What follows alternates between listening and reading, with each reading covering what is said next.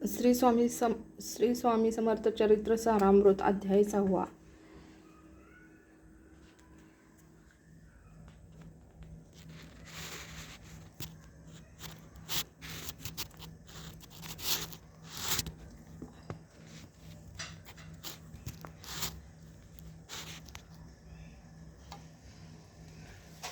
श्री स्वामी समर्थ.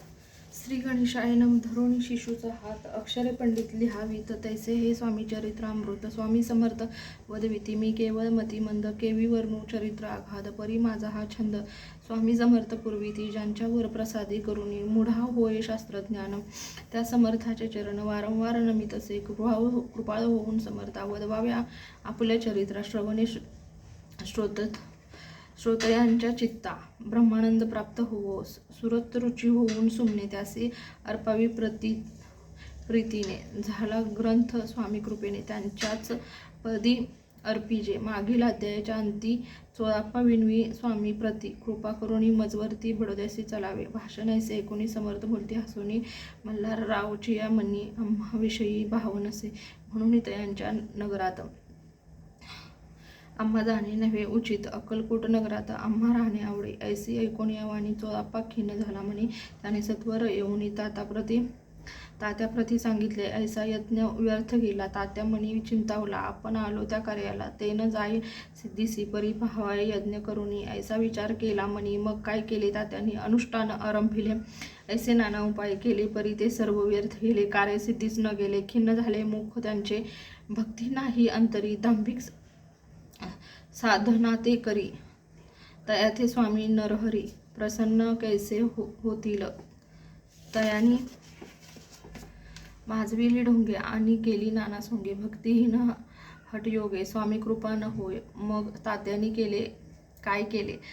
सप्ताहासी ब्राह्मण बैसविले. गुरुचरित्र आरंभिले. व्हावयासी स्वामी कृपा. परितयाच्या वाड्यात कधी न गेले समर्थ. तात्या झाला व्यग्रचित्त. काही उपाय सुचेना. मल्हारराव नृपाने पाठविले त्या कार्याकारणे ते आपुल्या हातून होणे अशक्य असे वाटते. आता जाऊन बडोद्यासी काय सांगावे राजयासी आणि सकळ जनांनी तोंड कैसे दाखवावे. ऐसा उपाय करून न होती स्वामी प्रसन्न. आता एक युक्ती योजून न्यावे पळवून यतीसी. स्वामी केवळ ईश्वर मूर्ती हे नेणे तो मंदमती. म्हणून योजली कपट युक्ती परी ते सिद्धी ते न जाय. असो कोणी एके दिवशी साधोनी योग्य समयासी मेन्यात घालून स्वामीसी तात्यासाहेब निघाले. कडपंगा गावचा मार्ग धरिला. अर्ध मार्गी मेना आला. अंतरसाक्षी समर्थला. गोष्ट विदित झाली. मेन्यातून उतरले. मागुती अक्कलकोटी आले. ऐसे बहुत वेळा घडले. हाही उपाय खुंटला. मग पुढे राजवाड्यात जाऊन राहिले समर्थ. तेव्हा उपाय खुंटत टेकिले हात तात्यांनी या प्रकारे प्रयत्न केले. बरी ती तुके व्यर्थ गेले. व्यर्थ दिवस गमाविले. द्रव्य खर्चले व्यर्थची. मग अपयशा ते घेऊनी बडोद्यासी आले परतोनी. समर्थ कृपा भक्ती वाचूनी अन्य उपाय न होय परी मल्हारराव नृपती प्रयत्न आरंभित पुढती. सर्व त्रासी विचारिती कोण जातो स्वामीकडे. तेव्हा मराठा उमराव यशवंत तयांचे नाव. नृपा कार्याची धरुणी हाव. आपण पुढे झाला. स्वामी कारणे वस्त्रे भूषणे धन आणि अमोल रत्ने देऊन त्याजवळील नृपाने आज्ञा दिली जावया. तो येऊन अक्कलकोटी घेतली समर्थांची भेटे. वस्त्रे अलंकार सुवर्ण दाटी स्वामी पुढे ठेवीत. ती पाहून समर्थला तेव्हा अनिवार्य क्रोध आला. यशवंत पाहून डोहा काय तेव्हा बोलले. अरे बेडी आणोनी सत्वर ठोकायाची चरणी. ऐसे द्विवारा मोठ्यांनी समर्थ क्रोधे बोलले. क्रोध मुद्रा पाहून यशवंतराव भ्याला म्हणी. पळाले तोंडचे पाणी. लटलटा कापू लागला. मग थोड्याच दिवशी आज्ञा आली यशवंतासी सत्वर यावे बडोद्यासी. येथील कार्यासी सोडून साहेबा विष प्रयोग केला मल्हाररावावरी. आळ आला त्या कृत्यामाझे. यशवंतला गुन्हेगार लेखिले.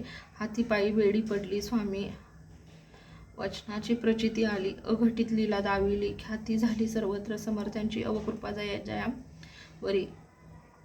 त्यांच्या कष्ट होती शरीरी. कृपा होय जयावरी. तया सर्वानंद प्राप्त होय. महासमर्था भक्त पालका. अनादि सिद्धिका जगनायका. निशी दिशी शंकर सखा विष्णूची या मणिवसे इति श्री स्वामी समर्थामृत श्री स्वामी चरित्र सारामृत नाना प्राकृत कथा संमत सदा भक्त परिसोत षष्ठोध्याय गोडहा इसी श्री स्वामी चरित्र सारामृते षष्ठोध्याय समाप्त. शुभम भवतु. अशा तऱ्हेने अध्याय 6 पूर्ण झालेला आहे. श्री स्वामी समर्थ महाराज की जय.